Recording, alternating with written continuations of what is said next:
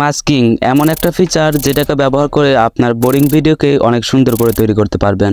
একটা এডিটর কখনোই advance editing করতে পারবে না যতক্ষণ না সে মাস্কিং এ পারফেক্ট হচ্ছে। তো সর্বপ্রথম জানতে হবে মাস্কিংটা কি। তো মাস্কিংটা কি সেটা একটা এক্সাম্পলের মাধ্যমে বোঝাই। একটা ভিডিও লেয়ারের উপর ধরে নিন আরেকটা ভিডিও লেয়ার রয়েছে, আর এর উপর যদি আমরা মাস্ক অ্যাপ্লাই করি তাহলে এটার পিছেকার লেয়ার আপনার সামনে চলে আসবে। তো মাস্কিং কে আমি দুই ভাগে ভাগ করে দিয়েছি। প্রথমটি হলো বেসিক মাস্কিং এবং দ্বিতীয়টি হলো advance masking. Video editing material এবং দরকারি টুল অ্যাপস সম্পর্কে জানতে চাইলে আমার টেলিগ্রাম চ্যানেল থেকে ঘুরে আসতে পারেন। চাইলে এই গ্রুপে অ্যাপের নাম লিখে খুঁজে নিতে পারেন। যেমন আমি এখানে লিখে দিচ্ছি ক্যাপকাট। তো ক্যাপকাটের টাইমলাইনে একটা ব্যাকগ্রাউন্ড ইনপুট করেছি এবং ওভারলেতে একটা ব্যাকগ্রাউন্ড ইনপুট করেছি এবং এইখান থেকে একটু স্ক্রল করে মাস্ক অপশনে আসবো।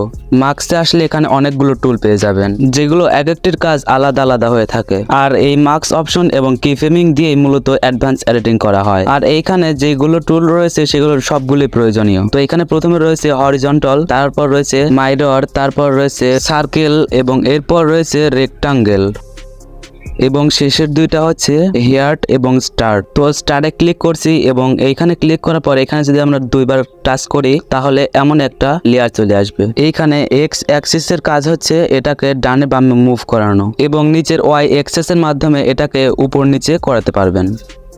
এরপর অপশনটা হচ্ছে সাইজ। এটার মাধ্যমে এক্স অ্যাক্সিস এর মাধ্যমে এটার সাইজ কম বেশি করতে পারবো এবং ওয়াই অ্যাক্সিস এর মাধ্যমে ঠিক একই কাজটাই করতে পারবো। এবং তারপর অপশনটা হচ্ছে রোটেট। এটার মাধ্যমে এটাকে রোটেট করাতে পারবো যে কোনো দিকে।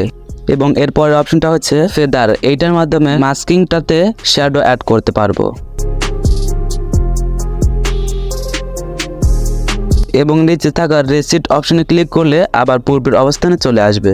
এবং এরপর এই ব্যাকগ্রাউন্ডটাতে রেক্ট্যাঙ্গেল সিলেক্ট করব এবং এই রেক্ট্যাঙ্গেল মাস্কিং এর মধ্যে অনেকগুলোই অপশন পাবেন। আমার সাইডে থাকা অপশনে দেখতে পাচ্ছেন এখানে অনেকগুলোই অপশন রয়েছে। তো এখানে এই প্রথমের অপশনটা দিয়ে আপনি এইটাকে লম্বা করতে পারবেন এবং উপরের অংশ দিয়ে এইটাকে মোটা করতে পারবেন। এবং এই রেক্ট্যাঙ্গেলের মধ্যে একটা প্লাস পয়েন্ট পাবেন, সেইটা হচ্ছে রাউন্ড কর্নার। এইটার মাধ্যমে এইটার মানে যে ব্যাকগ্রাউন্ডটা রয়েছে অথবা আপনি ওভারলেতে যেটা ইনপুট করবেন সেইটার কর্নার আপনাকে কার্ভ করে দিবে। যেমন আমরা যদি কোনো কমেন্টকে এখানে স্ক্রিনশট করে আনি তাহলে সেই কমেন্টের কোণা হয়ে থাকে, সেজন্য সেটাকে কার্ভ করার জন্য এই মাস্কিংটা ব্যবহার করা হয়। এবং এই মাস্কিং এর সঙ্গে আরেকটা অপশন দেখতে পাবেন যেটার মাধ্যমে আপনি এইটাকে ব্লার করতে পারবেন অথবা উজ্জ্বল করতে পারবেন। এই অপশনটা প্রত্যেকটা মাস্কিং এ পাওয়া যায় এবং এই পাশে থাকা এই অপশনটা দিয়ে এটাকে বড় এবং ছোট করতে পারবো এবং এটা দিয়ে এটাকে লম্বালম্বি করতে পারবো। এবং এই মাস্কিং এর থেকে ফার্স্টে একটা কিফ্রেম অ্যাড করব এবং একটু দূরে গিয়ে এইটাকে বাম দিকে সরিয়ে দেব।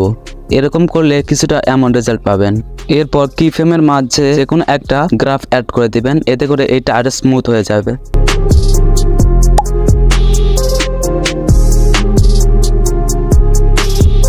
তো প্রথমে ক্যাপকাটে একটা ব্যাকগ্রাউন্ড ইনপুট করে নিচ্ছি এবং ব্যাকগ্রাউন্ডটির টাইমলাইনটা একটু বড় করে নেব এবং ওভারলেতে ক্লিক করব এবং পূর্বের স্ক্রিনশট করে রাখা একটা কমেন্ট ওপেন করব এবং এটাকে অ্যাড করে ওভারলেতে নিয়ে আসব এবং এটাকে কিছুটা বড় করে নেব। এরপর ওভারলেতে ক্লিক করে মাস্ক অপশনে আসব এবং এইখান থেকে রেক্ট্যাঙ্গেল এটা সিলেক্ট করব এবং এটার সাইজ কিছুটা এমন দেখতে পাবো। তো এইটাকে ঠিক করার জন্য এইখানে অনেকগুলো অপশন পেয়ে যাবেন। এই প্রথমটার কাজ হচ্ছে এটাকে লম্বালম্বি করে দেওয়া এবং উপরে যেটা রয়েছে সেটার মাধ্যমে সরু অথবা মোটা করতে পারবেন। এরপর এই কমেন্টের সঙ্গে এই মাস্কিং এর লেয়ারগুলো সবকিছু ঠিকঠাক ভাবে অ্যাড করে দিবেন যাতে করে মাস্কিং এর সঙ্গে কমেন্টের স্ক্রিনশটটা মাস্কিং এর সঙ্গে অ্যাডজাস্ট হয়ে যায়। এরপর রেক্টাঙ্গেল এইটা সিলেক্ট করব এবং কমেন্টটাকে কিছুটা কার্ভ করার জন্য উপরে থাকা এই অপশনটাতে ব্যবহার করব। এইটা যদি আমরা উপর দিকে টান দেই তাহলে এইটা কার্ভ হবে এবং নিচের দিকে দিলে এটা কোণাচে হয়ে যাবে। তো এটাকে কার্ভ করার পর প্রথমে একটা কিফ্রেম অ্যাড করব এবং একটু দূরে গিয়ে আরেকটা কিফ্রেম অ্যাড করব। এরপর প্রথম কিফ্রেমটাকে নিচে নিয়ে যাব এবং দ্বিতীয় কিফ্রেমের জায়গায় এইটাকে উপরে নিয়ে আসব এবং এইটাকে মাঝ বরাবর সেট করে দিব। এরপর গ্রাফ অপশনে আসব এবং এই অ্যানিমেশনটার সঙ্গে মিল রেখে একটা গ্রাফ অ্যাড করব।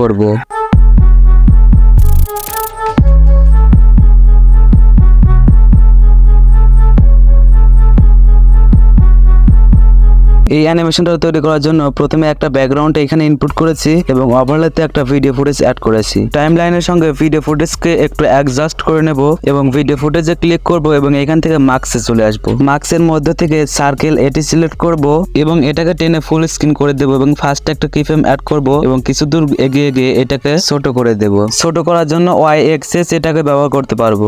ছোট করার পর এই মানুষের মুখের পজিশন অনুযায়ী এই মাস্কিংটাকে সেট করে দেব এবং এটা অটোমেটিক্যালি অ্যাড হয়ে যাবে এবং কিছুটা রেজাল্ট এমন দেখতে পাবেন। ভিডিওটাকে আরো স্মুথ করার জন্য এখান থেকে গ্রাফ ব্যবহার করতে পারেন। এরপর ওভারলে মাস্কিং এর পরে একটা কিফ্রেম অ্যাড করব এবং কিছুদের এগিয়ে গিয়ে এই ওভারলে ম্যান ক্যারেক্টারটাকে নিচে নামিয়ে দেব এবং এটাকেও আরো স্মুথ করার জন্য এখান থেকে গ্রাফ ব্যবহার করতে পারি। সর্বশেষে কিছুটা এমন রেজাল্ট পাবেন। তো ক্যাপকাটের এই টাইমলাইনে আমি একটা ব্যাকগ্রাউন্ড ইম্পোর্ট করে রেখেছি। এরপর ওভারলেতে ক্লিক করব এবং এমন একটা ম্যান ক্যারেক্টার অ্যাড করব এবং এই ওভারলেতে ক্লিক করে রিমুভ বিজিতে আসবো এবং এইখান থেকে অটো রিমুভাল এই অপশনটা ওপেন করে দেব। এতে করে অটোমেটিক্যালি ক্যারেক্টার ব্যাকগ্রাউন্ড রিমুভ হয়ে যাবে। এরপর আবার ওভারলেতে ক্লিক করব এবং এখান থেকে ব্রেনের ইমেজটা ইম্পোর্ট করব এবং পূর্বেটার মতো রিমুভ বিজিতে আসবো এবং এইটার ব্যাকগ্রাউন্ড রিমুভ করে নেব। এরপর এটাকে সাইডে সরিয়ে দেব এবং ম্যান ক্যারেক্টার মার্কস অপশনে আসবে এবং এখান থেকে হরিজন্টাল এটা সিলেক্ট করব এবং এখানে আমরা যেটুকু অংশ রাখতে চাচ্ছি সেটুকু রেখে দেব। কপালের অংশটুকু রাখবো এবং বাকিটুকু হাইলাইট করে দেব। এরকম করে কিছুটা কাস্টমাইজ করার পর ক্যারেক্টার লেয়ারকে আবার ডুপ্লিকেট করব। এরপর ডুপ্লিকেট করার লেয়ারের মার্কস অপশনে আসবো এবং এইখান থেকে ইনভার্টার এটা সিলেক্ট করব। এরপর এই অ্যানিমেশনের মধ্যে থেকে যে কোনো একটা অংশে ফার্স্টে একটা কিফ্রেম অ্যাড করব। এরপর একটু দূরে গিয়ে ওই মাথার অংশটুকুকে ঘুরিয়ে দেব। আস্তে আস্তে টাইমলাইনের দূরে সরাবো এবং আস্তে আস্তে মাথার উপরের অংশটা উপর দিকে অ্যাডজাস্ট করে নেব যতক্ষণ না সঠিকভাবে এই অ্যানিমেশনটা তৈরি হচ্ছে। এরপর এই ব্রেনটাকে মাঝখানে নিয়ে আসতে হবে এবং মাথার উপরের যখন অংশটা আস্তে আস্তে খুলেছে তখন আমাদেরকে এই ব্রেনটা আস্তে আস্তে মাথার মধ্যে থেকে বের করতে হবে। এরপর লেয়ার অপশনে আসবো এবং এটাকে মাঝখানে সেট করে দেব। এরপর ওই ব্রেনটাতে আস্তে আস্তে কিফ্রেম অ্যাড করব এবং আস্তে আস্তে একটা একটা করে কিফ্রেম অ্যাড করব এবং একটু একটু করে ব্রেনটাকে মাথার ভিতর থেকে বের করব। এছাড়া প্রত্যেকটা কিফ্রেমের মাঝে মাঝে একটা করে গ্রাফ অ্যাড করব।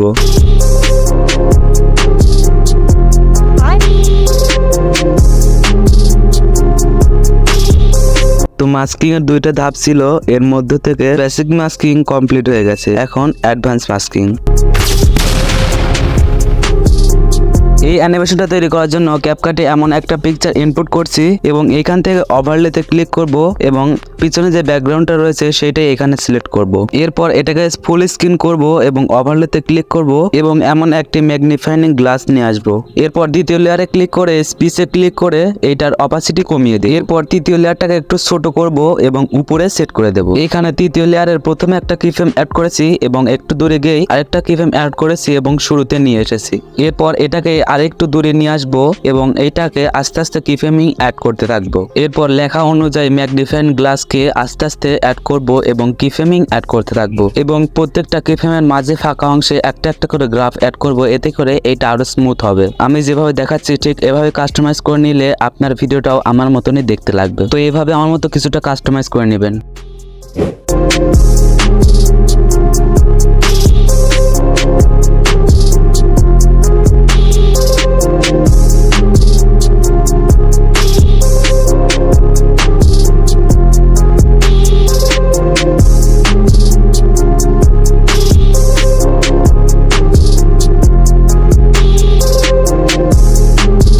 এই অ্যানিমেশনটা তৈরি করার জন্য আমি ক্যাপকাটে একটা ব্যাকগ্রাউন্ড ইনপুট করেছি এবং ওভারলে থেকে একটা ভিডিও ফুটেজ অ্যাড করব। এরপর ভিডিওটাকে টেনে ফুল স্ক্রিন করে দেব। এরপর পিক্সেল ল্যাব এই অ্যাপ্লিকেশনটি ওপেন করব এবং ইউটিউব থাম্বনেল সিলেক্ট করব। এরপর উপরে থাকা প্লাস আইকনে ক্লিক করব এবং ফ্রম গ্যালারি এটা সিলেক্ট করব এবং এখান থেকে আমরা এই ভিডিও ফুটেজের একটা স্ক্রিনশট নিয়েছি এবং সেটাকে একটু ক্রপ করে কেটে নেব। কাটা হয়ে গেলে এটাকে ফুল স্ক্রিন করে দেব এবং এটাকে লক করে দেব।